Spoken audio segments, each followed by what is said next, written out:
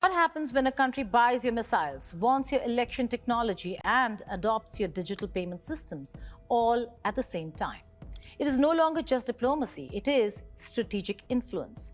And that is exactly what unfolded in Jakarta, where Prime Minister Narendra Modi and Indonesian President Prabowo Subianto unveiled one of the most ambitious India-Indonesia partnerships in recent years. From BrahMos and Astra missile deals to electronic voting machines and cross-border QR payments, the message is unmistakable. India is no longer just exporting products, it is exporting trust, technology, and strategic capability. Indonesia became the latest country to deepen defense ties with India by sealing agreements for the acquisition of the BrahMos supersonic cruise missile and the Astra beyond visual range air-to-air missile. While official details remain undisclosed, reports suggest Indonesia is expected to receive 2 BrahMos missile batteries as part of its military modernization program. That makes Indonesia only the second ASEAN nation after the Philippines to induct the BrahMos system. At the same time, Bharat Dynamics Limited signed an agreement for the Astra missile, an indigenous Indian weapon that could now mark its first international export. The deals underline the growing confidence in India's defense industry and reinforce New Delhi's position as an emerging global arms exporter. But this visit was never just about missiles. Defense is only one part of a much larger story. Because when countries begin to trust your weapons, they often begin to trust your institutions as well. And that is where another remarkable development emerged. Indonesia, the world's third largest democracy, is now looking towards India not just for military hardware, but for something equally significant: India's election technology.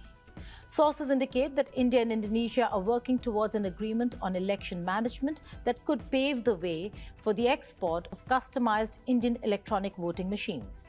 Indonesia, with a population of nearly 288 million people, currently conducts nationwide elections using paper ballots.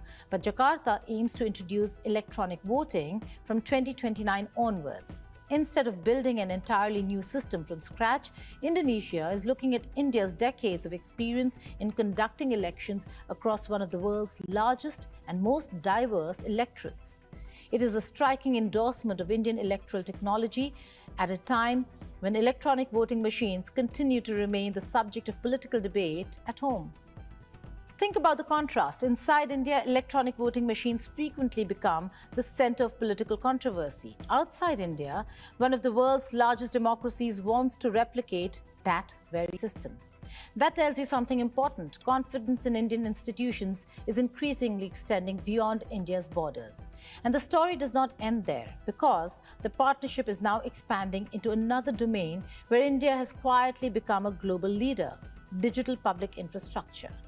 President Prabowo welcomed rapid progress on a cross-border QR payment linkage between the two countries, describing it as a step towards faster and more secure financial transactions. Once operational, the system is expected to make payments easier for businesses, tourists, and consumers while strengthening financial resilience.